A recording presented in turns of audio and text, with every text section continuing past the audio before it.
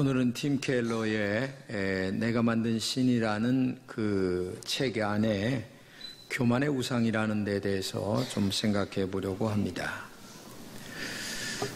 세계적으로 투자의 귀재 중에 한 사람이 워런 버핏이라고 하는 사람이 있습니다. 지금도 살아계신데 이분이 대학생들과 대화를 나눌 때에 대학생들이 질문을 합니다. 당신은 진정한 성공이라는 것을 어떻게 생각합니까? 이렇게 질문을 하니까 워런 버핏이 얘기하기를 진정한 성공의 척도는 여러 가지로 얘기할 수가 있겠어요.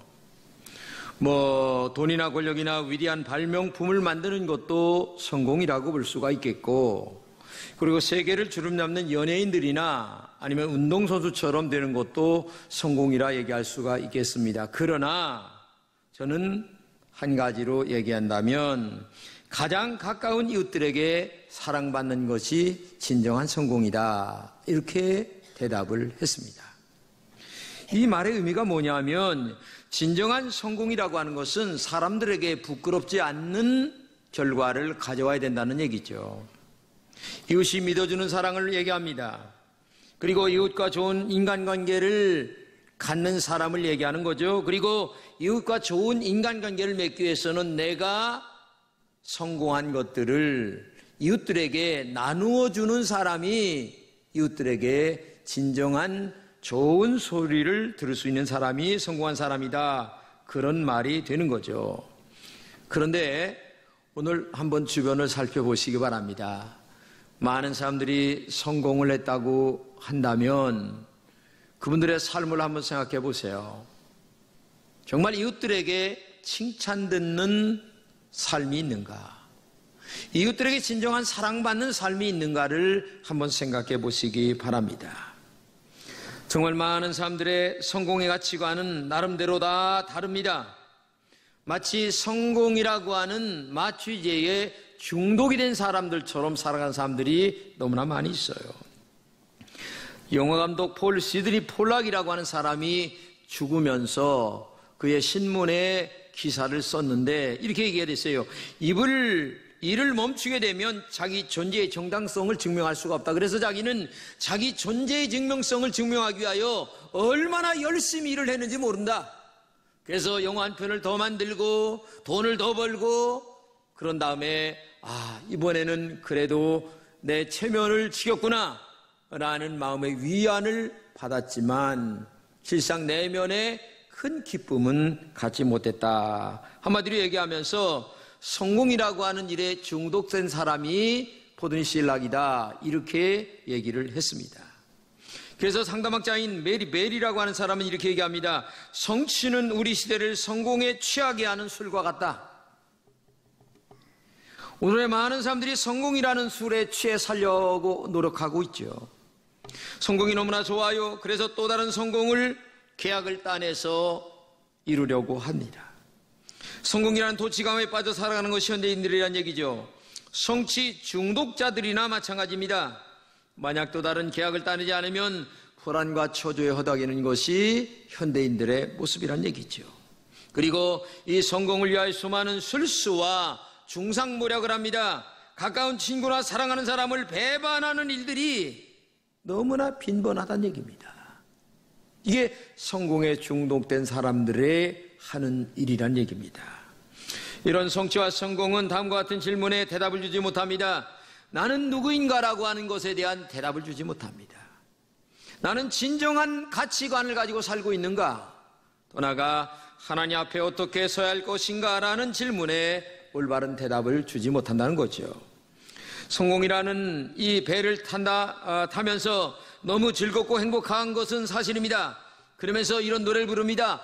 야, 나는 돈 벌었어. 성공했어. 나는 내가 어떤 사람인가를 증명한 사람이야. 이렇게 얘기를 하지만은 그러나 이렇게 말은 하는데 내면의 행복이 없다는 거예요. 마음의 행복이, 진정한 행복이. 제가 몇 년 전 서울에 있는 어느 친구를 만났는데 이 친구는 돈도 벌고 또 사회적인 직책도 있고 어느 정도 누가 보아도 성공했다라고 하는 친구인데 그 친구에게 조금 어려움이 있었어요. 내가 보기에는 별것도 아닌데, 근데 그 어려움을 놓고 하는 말이 계속 죽고 싶다, 죽고 싶다, 죽고 싶다는 거예요. 제가 볼 때는 그것 가지고 그렇게 얘기할 필요는 없을 것 같은데도 그의 말을 들으면서 야, 이 사람이 얼마나 허전하면 저런 말을 할까 하는 생각을 가졌어요. 아니, 지금에 있는 돈, 사회적인 지위, 모든 것들이 있으면 다른 사람들은 그렇게 말을 하지 않을 것 같은데 이 친구는 계속 그런 말을 하는데 제가 여러 가지 방면으로 생각해 봤어요. 교회도 다니는 친구이기 때문에 신앙적으로 생각해 봤습니다. 사회적으로 생각해 봤습니다. 아니면 요즘 많이 하는 인문학적인 관점에서도 생각해 봤습니다. 그런데 나는 도저히 이해가 안 가는 거예요. 그래도 그 친구는 마음이 너무나 허전하니까 죽고 싶다, 죽고 싶다. 바로 이런 결과를 가져오게 되는 거예요. 왜 그러냐? 이 사회적인 성공이라고 하는 것은 밖에서 오는 겁니다. 모든 명예나 돈들이나 이런 것들이 밖에서, 세상에서 나에게로 오는 거예요. 그런데 진짜 내면의 행복이라는 것은 없는 거죠. 내면에 진정한 행복이 없다 보니까 그런 말을 할 수밖에 없는 거예요.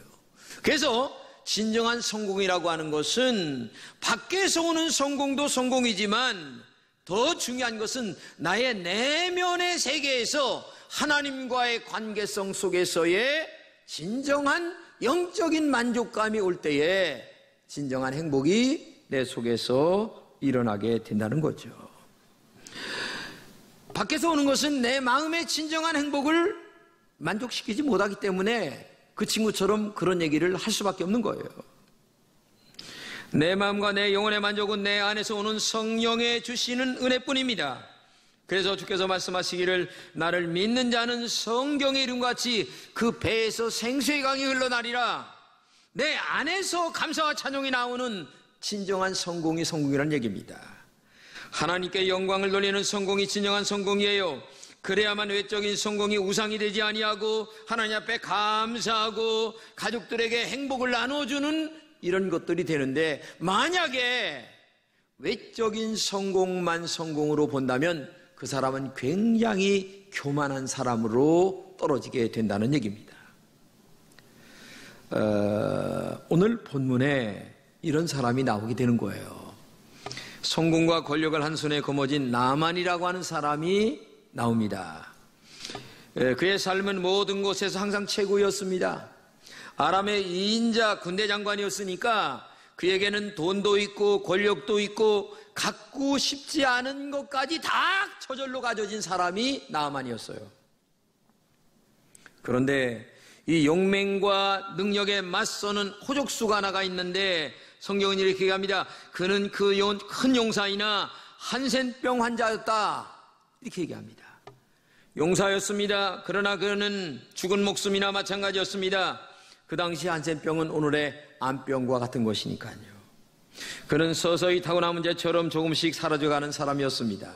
나만은 재물과 대중들의 환호를 그리고 받으면서 명예를 한꺼번에 가지고 있었지만 조금씩 무너져가고 있었습니다. 나만의 모든 성공은 무용지물이 되어가고 있었어요. 지금까지 그의 모든 힘의 중심이 자기에게 있는 줄 알았는데 이제는 모든 힘의 중심이 서서히 자기에게서 떠나가는 것을 알게 됐어요. 그래서 이 나아만은 지푸라기라도 붙잡고 싶은 마음이 가슴속에 굴뚝 같았어요. 그런데 어느 날이었습니다. 자기 집에서 저 이스라엘에서 잡아다가 종으로 쓰는 그 하녀가 하는 말 한마디가 있는데, 우리 집 주인께서 이스라엘의 예언자 앞에 서기만 하면 분명히 나을 수가 있다는 얘기를 하는 거예요. 야, 듣던 중 최고의 복음이에요. 그래서 이 말을 듣고 지푸라기도 잡고 싶은 심정이니까 바리바리 금은 보화를 싸가지고 이스라엘 나라로 갑니다. 먼저 어디로 가냐면 왕에게 갑니다. 왕에게 딱 가니까 왕이 너무나 난감하죠. 내가 사람을 죽이고 살리는 하나님이냐?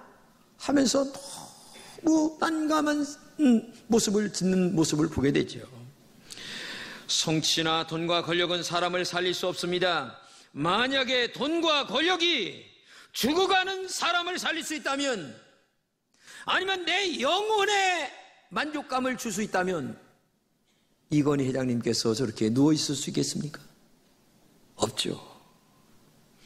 왕이 탄식했다는 소리를 엘리사가 들어요.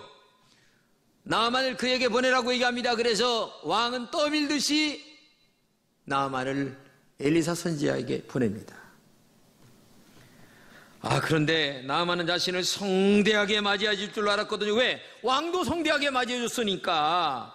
그런데 그런 기대와는 전혀 다르게 문도 열어보지도 않고, 그리고 종을 시켜서 한마디 딱 하는데, 요단강에 가서 7번 씻고 가요, 한마디 딱 하는 거예요.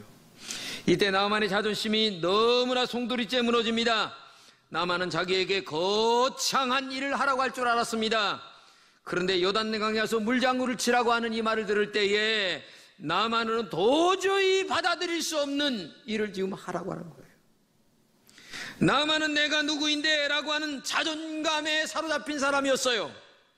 아까 읽은 성경에 그가 얼마나 교만하고 자기 우상에 빠져있는 인간인가를 우리에게 보여주잖아요. 그런데 나아만에게 너무나 쉽고 누구나 할 수 있는 일을 하라고 하는 이 말 자체가 도저히 받아들일 수 없는 이것을 하라고 하는 거예요. 그래서 아까 성경에도 봤지만은 화를 펄컥 내는 거예요. 화를 펄컥 내는 거예요. 아니, 요단강에 가서 씻으라는 것은 너무나 쉬운 것이다. 말도 안 되는 일을 지금 나에게 한다 하라고 하니 자기 분노에 스스로의 목을 매달고 있는 거죠. 여러분, 하나님의 은혜라고 하는 것을 나아만은 모르고 있어요. 은혜의 하나님은 나아만에게 자신이 능력이라고 하는 우상을 붙들고 있을 뿐이지, 나아만이 자신의 능력이라는 우상을 붙들고 있는 한 나아만에게는 문제 해결이 절대 있을 수가 없다는 것을 알아야 됩니다. 여러분,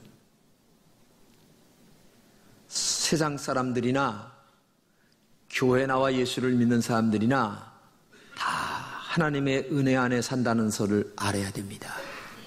왜냐하면은 생각해 보세요. 세상에 머리가 좋은 사람, 부모를 잘 만난 사람, 뭐 이런 사람들이 있잖아요. 교회를 안 나와도. 그런데 머리가 왜 좋습니까? 태어나면서 부여받은 거예요. 아니, 돈 많은 부모를 만나는 것도 태어나면서 내가 선택한 게 아니라 선택되어진 거예요. 글로 보면 모든 것이 하나님의 은혜 가운데서 되는 거예요. 그렇기 때문에 믿지 않는 자나 믿는 자나 하나님이라고 하는 그분을 인정할 줄 알아야 되는 거예요. 다행히 믿는 자는 이것을 인정을 하죠. 주님은 한마디로 말씀하시는데, 너의 생명이 뭐냐 안개다, 딱 한마디 말씀하십니다. 내가 생명 좋기 때문에 너에게 생명이 있는 거고, 내가 다른 사람보다 너에게 좋은 머리 좋기 때문에 네가 오늘 존재하는 거야. 까불지 마라. 안개 없어지는 것처럼 너 순간에 들어갈 수가 있어. 항상 겸손해야 되는 거야. 네가 많이 배웠으면 얼마나 많이 배웠고, 네가 지위가 높으면 얼마나 높고, 네가 가졌으면 얼마나 가졌어. 너 안개야. 그래서 한마디로 얘기해서 하나님 앞에서 겸손한 인간이 되라고 우리에게 말씀해 주고 있는 거죠. 근데 놀랍게도 나아만은 이런 하나님의 은총임을 몰랐어요. 근데 이런 자기라고 하는 우상으로 가득 찬 나아만에게도 지금 엘리사는 요단강에서 7번 씻고 가라 말을 한마디 하는데, 팀 켈러는 이렇게 얘기합니다. 너무나 쉬워서 너무나 어려웠다. 근데 저는 이것을 조금 바꿔서 이렇게 생각해 봤어요. 너무나 쉬워서 너무나 어려운 복음이다. 왜? 병에서 고침을 받는 것보다 병자에게 더 좋은 복음은 없는데, 이거 지금 자기라는 우상에 사로잡혔기 때문에 요단강에 가서 씻으라는 이 일을 안 하는 거야 지금. 예? 내가 그런 거? 아니, 우리 동네에 아르빌강은 요단강보다 훨씬 낫다. 야, 우리 글로 싸질머지고 가자. 만약에 아르빌강에 가서 담궜다면 고집 받겠어요? 이게 인간이라고 하는 자기 우상에 빠져있는 교만의 우상에. 여기 계신 여러분들도 이런 마음들이 다 있는 거예요. 나도 모르게 교만의 우상이, 뭐 잘났다는 우상이, 여기에 하나님의 복음을 가로막는 가장 무서운 질병이 여기 있는 거예요. 아무리 많이 배웠어도 하나님의 은총이고, 아무리 많이 가졌어도 그저 주님의 축복 가운데 이렇게 왔습니다. 너무 감사합니다 하면서 아까 워런 버핏이 얘기한 것 마냥 이웃들에게 칭찬 들을 수 있도록 나누어주고 함께 격려해주고 용기를 주는 그런 사람이 됐을 때에 이게 진정한 그리스도인의 삶이고, 아니 인간다운 삶을 살아가는 길이 아니냐, 이것을 얘기하는 거예요. 이것을 한번 복음적으로 생각해 보세요. 사실 십자가의 은혜는 너무나 쉬운 것입니다. 정말 하나님의 은혜를 덧입기를 구하는 사람은 부족하기만 하면 하나님의 은혜를 덧입어요. 자기가 부족하다는 사람은 이유가 없어요. 부족한 사람은 모든 것을 다 받아들입니다. 내가 부족하기 때문에 변명의 여지가 없고, 그런 사람에게 하나님의 십자가의 은혜가 임하는 거예요. 내가 죄인입니다 라고 나오는 성경에 현장에 간음하다 잡힌 여인처럼 나오면 하나님의 복음은 그에게 들어가는 거예요. 치유의 역사가 나타나기 시작하고 내면에 우러나오는 은혜의 축복의 역사가 그의 심령 가운데 나오기 시작하는데, 어떤 세리마냥 외형적으로 손을 들고 기도하면서 그런 사람들에게는 복음이 들어갈 수가 없다는 얘기지요. 저는 정말 이 말씀을 준비하면서 내 마음에 이 나만 같은 교만의 우상이 혹시나 있지 않을까 마음속에 조마심을 하면서 내 마음을 살펴봤어요. 그러면서 하나님 앞에 감사의 눈물을 흘린 적이 한두 번이 아닙니다. 제가 너무나 부족한 종입니다. 저는 시골촌 놈입니다. 저는 이력이나 경력도 없습니다. 어디 내어놓을 것 아무것도 없어요. 그래서 저는 항상 하나님의 은혜만을 구했습니다. 그런데 하나님이 저를 여기까지 오게 하셨습니다. 이 모든 영광을 하나님께 돌릴 뿐이죠. 우리는 너무나 쉬워서 너무나 힘들어하는 나만 같은 사람이 되지 말아야 합니다. 그런 마음이 얼마나 교만한 마음인가를 알아야 합니다. 그런 마음은 하나님을 멸시하는 마음이에요. 그런 마음이 복음이 들어갈 수가 없어요. 복음은 너무나 쉬운 것입니다. 예수만 믿기만 하면 천국 가는 거예요. 돈 많이 바치라는 얘기가 아닙니다. 이것저것을 하라는 얘기가 아닙니다. 하기를 따라는 얘기가 아니에요. 너 죄인인 줄 알고, 나는 죄인이니까 예수님 필요합니다. 내 마음속에 그 예수님을 영접하기만 하면 누구에게나 똑같이 이 복음이 들어갈 수 있는 거예요. 그런데 교만한 사람은 그래도 내가 뭘 해야지, 그래도 매도 기부를 해야 뭐 되는 거 아니에요? 그는 은혜 받고 감사할 때 하는 거고, 그것이 구원받는 조건은 아니에요. 구원은 오직 나는 죄인입니다, 주님의 십자가의 보혈로 나의 죄를 씻은 것을 믿습니다라고 겸손하게 받아들일 때에 구원이 나에게 임하는 줄로 믿습니다. 그런데 이 엄청나게 쉬운 복음이 만들어지기 위해서는 예수 그리스도가 십자가에 피 흘려 죽는 엄청나고 대단한 사건이 있었다는 사실을 알아야 돼요. 그렇기 때문에 그 위대한 하나님의 십자가의 죽으심이 나의 마음의 복음으로 받아들여질 때에 구원의 역사가 이루어지는 줄로 믿습니다. 그렇기 때문에 복음의 가치를 아는 사람은 항상 겸손할 수밖에 없어요. 복음의 진정한 가치를 아는 사람은 나는 죄인입니다 라고 하는 모습으로 항상 하나님 앞에 고개를 숙이고 겸손한 모습으로 나오는 사람이 진정한 복음의 가치를 아는 사람이에요. 여러분, 오늘 본문의 나만이 병고침을 받기 위해서는 3명의 아주 하찮은 종들이 있다는 사실을 알아야 됩니다. 첫째는 나만의 집에 있는 여종이지요. 우리나라의 선지자 앞에 서기만 하면 고침받을 수 있다고 하는 최초의 복음을 전해준 사람이 그 어린 여종이었어요. 만약에 이 어린 여종의 복음을 나아만이 듣지 않았다면 어떻게 되겠어요? 그는 고칠 수가 없었어요.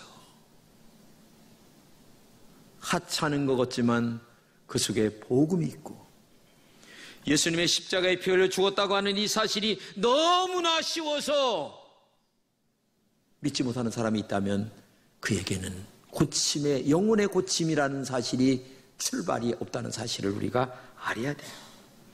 그렇기 때문에 오늘도 가장 연약한 여종이 전한 이 복음이 출발이 됐다는 사실을 알아야 되고, 두 번째는 엘리사의 종 게하시의 말을 들었기 때문에 그래요. 아니, 엘리사는 문도 안 열어보고 종에게 가서 요단강에 가서 7번 씻고 가라 그래 한마디 했어요.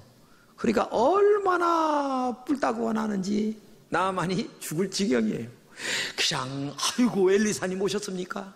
하면서 맨발로 뛰어나와가지고서 어디가 아프십니까? 하면서 그냥 거기다가 쓰다듬으면서 주여 하면서 뭐 대단하게 기도를 할 줄 알았는데 가서 씻고 가 한마디 딱 하니까 이게 사람 열받게 만드는 거예요. 그냥. 이게 뭐냐, 자기가 우상이 된 사람은 이게 열받는 거예요. 근데 만약에 이 사람이 진짜 자기 자존심이 없었다면 아멘하고 갔겠죠. 근데 두 번째 게하시의 종의 말을 그래도 들었어요. 어떻게 됐든 이거 화가 나든 뭐가 됐든 들었어요.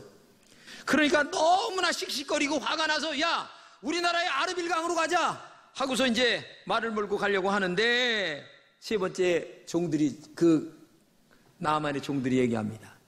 아니 이거보다 더한 일을 시켜도 해야 될 판인데 아니 그래 요단강에서 7번 씻으라는 게 뭐가 그렇게 어렵습니까? 아니 가서 한번 해보세요. 그러니까 가만히 생각해보니까 그렇단 말이죠.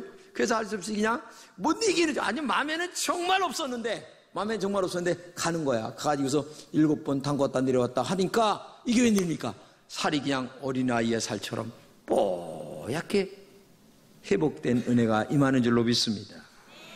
여러분, 나만이 고침을 받는 기적 같은 일은 시작부터 결말까지 종들에게 시작하여 종들로 끝을 맺게 되죠.